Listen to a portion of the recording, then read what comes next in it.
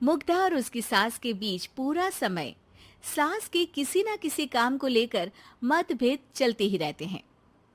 बहू, ओ बहू, जरा चाय बना दे। मुग्धा चाय लेकर आती है। ये लीजिए, और कुछ चाहिए? अरे नहीं, बस चाय पीने का मन था। जाओ, तुम दूसरा काम करो। चाय पीने के थोड़ी देर बाद सास दोबारा मुग्धा को आवाज लगाती है। अरे बहू रे, आओ बहू, जरा हलवा तो बना दे, मीठा खाने को मन हो रहा है।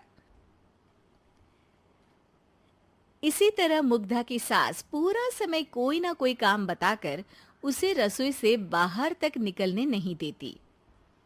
कभी चाय, कभी हलवा, कभी पानी तो कभी दूध, हर समय खाने को चाहिए और उसके लिए अपने हाथ पैर बिल्कुल नहीं हिलाने। परेशान किया हुआ है इन्होंने। सास की जबरदस्ती परेशान करने की आदतों से दुखी मुग्धा एक शाम सचिन के साथ अपने कमरे में बैठी हुई बात कर रही होती है। सुनो जी, मम्मी जी की ये जानबूझकर मुझे परेशान करने की फरमाइशों से मैं बहुत फ्रस्ट्रेट हो चुकी हूँ। पूरे दिन में एक सेकंड का आराम नहीं मिलता। रसोई से बाहर कदम रखती नहीं कि बहू ये बना दे, बहुरी वो बना दे। अरे इनकी फरमाइशें चलती ही रहती है। अरे मुग्धा, माँ खाने की शौकीन है, पर उम्र हो चली है, खुद खाना नहीं बना सकती, इसलिए तुमसे बोलती है। अरे तो शौक भी उम्र देख कर रखने चाहिए ना। समझ में नहीं आता, हर समय फेविकॉल का जोड़ लगाए सोफे से चिपकी बैठी रहती है। इतना सब डाइजेस्ट कैसे हो जाता है उन्हें? अरे तुम मेरी माँ से इतनी नफरत कैसे कर सकती हो? मैं उनसे नफरत नहीं करती जी, बस परेशान हूँ। जहां मुग्धा अपने पति से ये सब बोल रही होती है, वहीं उसकी सास भी कमरे के बाहर दरवाजे से कान लगाए सारी बातें सुन रही होती है और अगली दोपहर रसोई में मुग्धा के पास जाती है। बहू, आज ना मेरा कुछ मसालेदार खाने का मन है। तो चाय बना दूं? मुझे बहुत पसंद है। अरे ना, ऐसा कर लिट्टी चोखा बना ले। और हाँ, जितना मसाला बातों में मिलाकर पति को सुनाती हो ना, सब्जी में भी वैसे ही डाला करो, खाना स्वादिष्ट बनेगा। सास की बात सुनकर मुग्धा हैरान रह जाती है।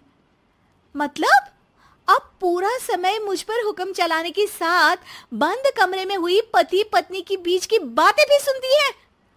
अरे बात जब मेरी थी तो सुनने में क्या दिक्कत है? ये कहकर सास वहां से चली जाती है।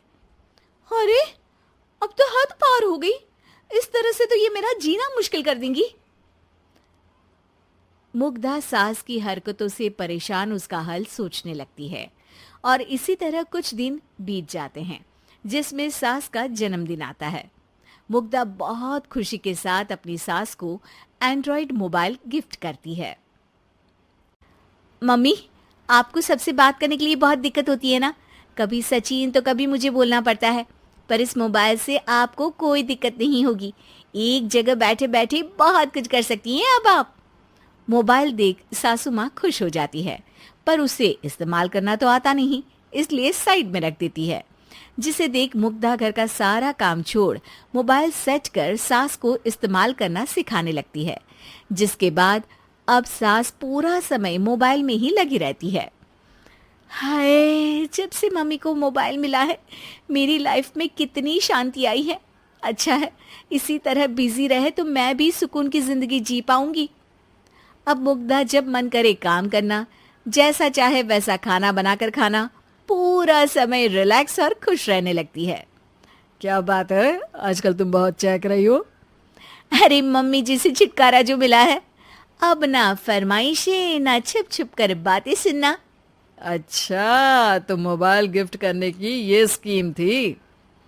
इसी तरह दिन बीतते हैं और अब मोबाइल पर लगी सास फरमाइशों की जगह सवालों के लिए बहू को आवाजें लगाना शुरू कर देती है। अरे बहू सुन तो, देख जरा किसी का फोन क्यों नहीं मिल रहा? रिचार्ज खत्म हो गया है, पर अभी 4 दिन पहले ही तो मैंने किया था। इतनी जल्दी कैसे खत्म हो गया? अरे मैंने कल तेरी कनाडा वाली मौसी सास से 3 घंटे बात की थी ना। क्या? इतना महंगा तो मोबाइल भी नहीं आया जितना महंगा इसका रिचार्ज पड़ रहा है। इसके बाद तो जैसे मुग्धा के दिन के 24 घंटे में से 20 घंटे सास के पास उनके मोबाइल रिलेटेड प्रॉब्लम सॉल्व करने की ड्यूटी ही बन जाती है। अरे मुग्धा, ये मोबाइल में अचानक तेरी मौसी सास की शक्ल क्यों दिखने लगी? और ये तो हिल भी रही है। मम्मी, ये गूगल डुओ का वीडियो कॉल है। इसमें आप बात करने के साथ एक दूसरे की शक्ल भी देख सकती हो। अच्छा, ये तूने मुझे पहले क्यों नहीं बताया? अब बताने के लिए पहले नहीं बताया। इसी बीच सचिन भी वहां आ जाता है और सास अपनी वीडियो कॉल में बिजी हो जाती है। क्यों, सास बहू में क्या गपशप चल रही है? इसे गपशप नहीं, दिमाग का दही होना बोलते हैं। पर तुम तो मम्मी को मोबाइल देकर बहुत खुश थी, फिर क्या हुआ? हाँ, उसका सुकून भी कुछ ही दिन मिला। अब घर के टंटे खत्म हुए तो मोबाइल की टिंग टिंग शुरू हो गई।